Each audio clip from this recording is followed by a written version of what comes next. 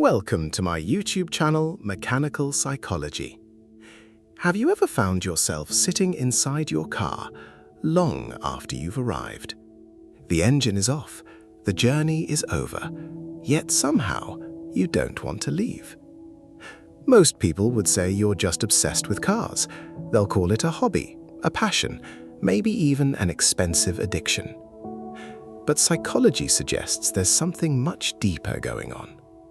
Because for some men, a machine doesn't just transport them, it understands them. Not through words, not through sympathy, but through something far more reliable: consistency. The strange part is, many men who struggle to explain themselves to other people can communicate perfectly with an engine. They can hear a tiny vibration and instantly know something is wrong. They notice changes nobody else would ever detect. And in return, the machine responds exactly as expected. Why? What makes a collection of steel, rubber, and combustion feel more emotionally safe than many human relationships? Today, we're exploring a rare psychological profile that explains exactly why some men don't simply love machines, they feel understood by them. And the final trait may explain something you've been feeling your entire life without ever having words for it: mechanical reciprocity. In mechanical psychology, we call this personality pattern mechanical reciprocity. It describes people whose brains naturally form emotional trust through predictable systems rather than unpredictable social signals. Notice the word reciprocity, because this relationship goes both ways. You respect the machine rewards your respect. Treat it badly, it tells you immediately. Maintain it carefully, it gives back reliability. There are no hidden motives, no emotional games, no mixed signals. Psychologists know that the human brain constantly searches for environments where cause and effect are clear. This reduces cognitive stress. It calms the nervous system. It creates psychological safety. Machines offer exactly that. Every input creates an output. Every action has a consequence. For many men, especially those who value structure, responsibility, and competence, this feels deeply comforting. Not because they love metal, but because they trust honesty. And machines are brutally honest. They never pretend, they never manipulate. They simply reflect what you've given them. That's where this psychological connection begins. Trust through predictability. One thing you probably do is trust your machine more than random promises. If your engine has been maintained, you know how it will behave. If the road is dry, you know roughly what the tires can handle. That predictability creates confidence. Psychologically, predictable systems reduce uncertainty, and uncertainty is one of the brain's greatest sources of stress.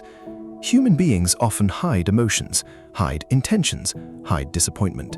Machines don't. If something is wrong, they make noise, they vibrate, they warn you. Ironically, many people don't. Your brain begins associating mechanical systems with emotional safety, not because they're emotional, but because they're dependable.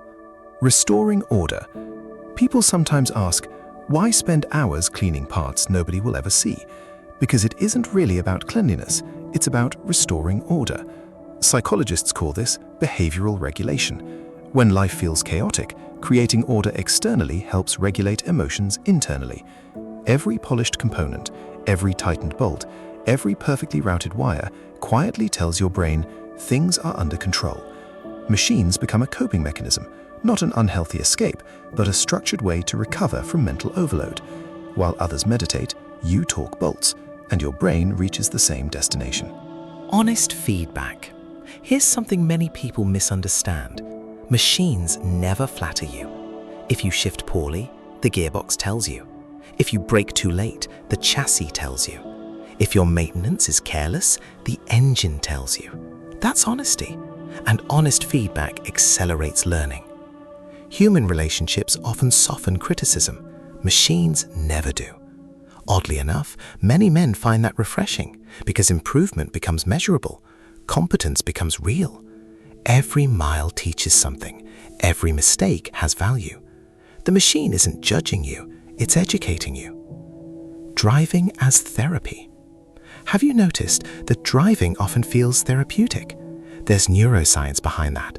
When your hands, feet, eyes, and brain work together, attention narrows. Psychologists call this a flow state. The mind stops replaying yesterday, stops worrying about tomorrow. You're fully present. The steering wheel becomes an anchor, the pedals become rhythm, the road becomes meditation. This is why some men drive with no destination. They're not escaping life, they're temporarily escaping mental noise, and that's a very different thing. Caring creates attachment. Here's something rarely discussed. You don't bond with the machine because it serves you. You bond with it because you serve it. You maintain it, protect it, invest time into it. Psychologists have long observed that humans become emotionally attached to things they care for consistently. Responsibility creates attachment. The more effort you invest, the more meaningful the relationship becomes. Your machine reflects your discipline, your patience, your standards. Taking care of it quietly reinforces your identity, not as someone who owns something, but as someone who honors responsibility. The deepest connection. Remember that rare psychological trait I mentioned at the beginning? Here it is. The deepest connection isn't actually with the machine. It's with the version of yourself that only appears around it. Think about that. When you're driving, you're focused, patient, present, capable, confident. The machine doesn't create those qualities, it reveals them. Psychologists sometimes describe this as an identity mirror. Certain environments allow our authentic personality to emerge. For some people, that's music. For others, nature. For you, it may be mechanical systems. The machine understands you because, around it, you finally understand yourself. And perhaps that's why leaving the garage sometimes feels strangely difficult.